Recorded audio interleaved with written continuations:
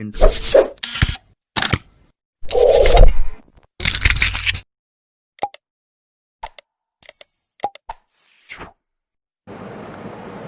अस्सलामुअलैकुम वरहमतुल्लाहि वबरकातुहू। कैसे हैं आप तमाम सामईन। उम्मीद है खैर व खैरियत से होंगे और खैर व आफ़ियत की ज़िंदगी गुजार रहे होंगे। अल्लाह पाक आप तमाम को ईमान और सलामती वाली ज़िंदगी अता फ़रमाए। आमीन आमीन या रब्बुल आलमीन। सबसे पहले आप तमाम से मुआज़रत के मैं कल सबक जो है अपलोड नहीं कर सकी कुछ ज़ाती मसरूफ़ियात की वजह से, इसलिए मैं आज अपलोड कर रही हूँ। और जिन्होंने इस सबक का वेट किया उन तमाम से बेहद माज़रत ख़्वाह हूँ मैं।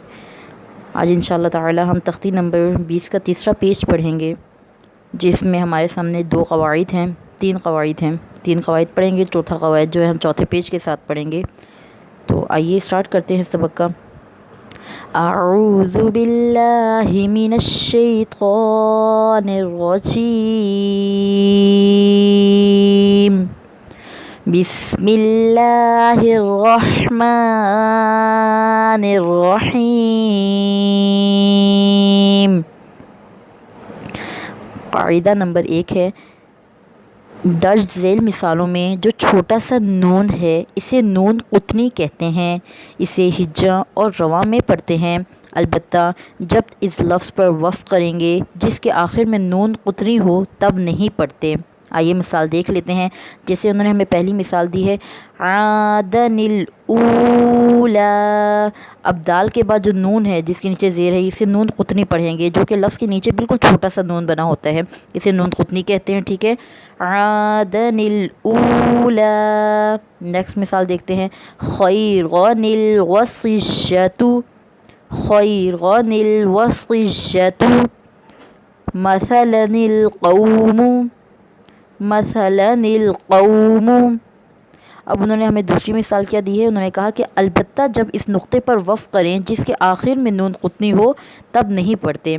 अब जैसे हमारे पास जो नेक्स्ट मिसाल दी गई है वो हमें दी गई है लुमज़तिनिल्लज़ी। अब जो है ता के बाद जो है दरमियान में एक गोल दायरा बना हुआ आ रहा है कि मतलब यहाँ पे वफ़ करना है। अगर हम यहाँ पे वफ़ करेंगे तो हम इसे लुमज़तिनिल्लज़ी नहीं पढ़ेंगे, बल्कि हम इसे पढ़ेंगे लुमज़ती, फिर अल्लज़ी पढ़ेंगे। सही है, नून क़ुतनी नहीं पढ़ा जाएगा वफ़ के बाद, डायरेक्ट अल्लज़ी हो जाएगा ये। और अगर वफ़ नहीं करेंगे तो डायरेक्ट पढ़ेंगे तो इस तरह पढ़ेंगे लुमज़तिनिल्लज़ी। उम्मीद है आपको समझ आ गई होगी। नेक्स्ट मिसाल भी इसी तरह, अगर वफ़ करेंगे तो करेंगे क़दीर, अल्लज़ी, क़दीर, अल्लज़ी। अब यहाँ पे अगर वक़्फ़ नहीं करेंगे तो इसे ऐसे पढ़ेंगे क़दीरुनिल्लज़ी, क़दीरुनिल्लज़ी।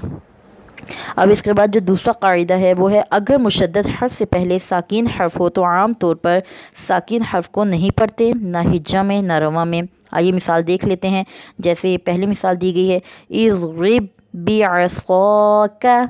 अब पहली मिसाल बाद जो है ये साकिन है, उसके बाद मुशद्दद लफ्ज़ है। एक बार जो है साकिन है, अगला जो है मुशद्दद अल्फाज है, तो जो साकिन हर्फ है उसे नहीं पढ़ेंगे।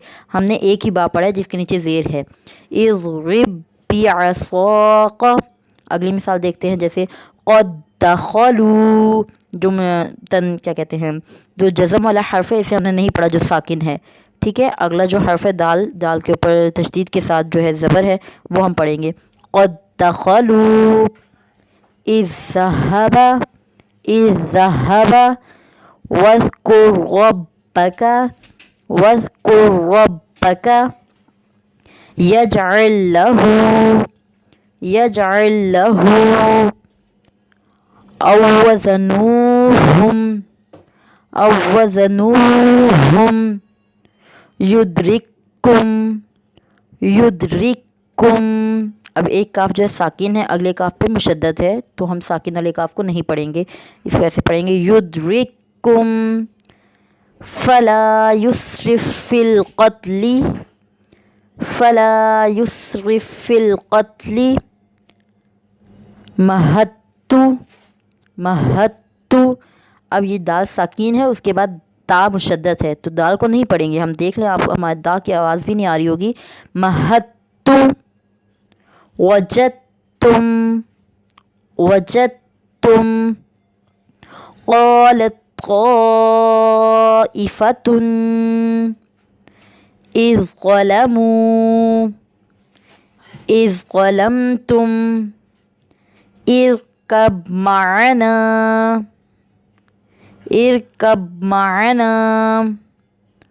ألم نخلقكم من لدنه من ربك قل ربي۔ امید ہے آپ تمام کو یہ دو قاعدے جو ہیں سمجھ آ گئے ہوں گے۔ آئیے تیسرے قاعدے کی طرف چلتے ہیں، جس میں ہمیں کہہ رہے ہیں کہ درج ذیل صورتوں میں حمزہ کی ادائیگی کا خاص خیال رکھا جائے۔ اگر دو حمزے جمع ہو جائیں تو دونوں کو خوب واضح کر کے ادا کیا جائے۔ جیسے مثال آپ دیکھ لیں، دو حمزہ ہے، ایک حمزہ پہ زبر ہے، ایک حمزہ پہ زیر ہے، تو انہوں نے بولا دونوں کو جو ہے واضح ادا کرنا ہے۔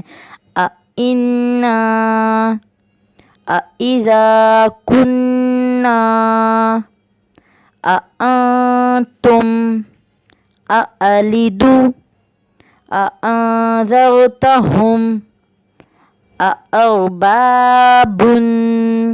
اب دوسری مثال ہمیں وہ دے رہے ہیں کہ ساکین حرف کے بعد حمزہ ہو تو ساکین حرف اور حمزہ دونوں کو خوب واضح کر کے ادا کریں۔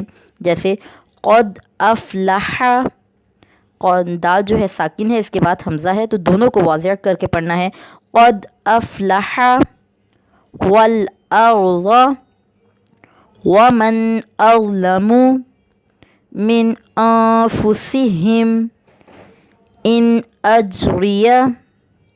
تیسری مثال وہ ہمیں دے رہے ہیں، حمزہ کے بعد والا حرف پر پڑھا جا رہا ہو تو خیال رکھیں کہ حمزہ پر نہ ہو جائے۔ جیسے اقررتم، حمزہ اس کے بعد قوف ہے، قوف کو پر یعنی کہ موٹا پڑھیں گے، تو حمزہ یہ اس بات کا خیال رکھنا ہے کہ حمزہ ہم موٹا نہ پڑھیں۔ اقررتم ارساہا اصحاب الجنت اللہ الصمد۔ امید ہے آپ تمام کو آج کا سبق بخوبی سمجھ میں آ گیا ہوگا، لیکن پھر بھی اگر آپ کو کوئی بھی مسئلہ پیش آئے تو آپ کامنٹ سیکشن میں کامنٹ کر کے پوچھ سکتے ہیں۔ آپ تمام کی سماعتوں کا بے حد شکریہ۔ السلام علیکم ورحمۃ اللہ وبرکاتہ۔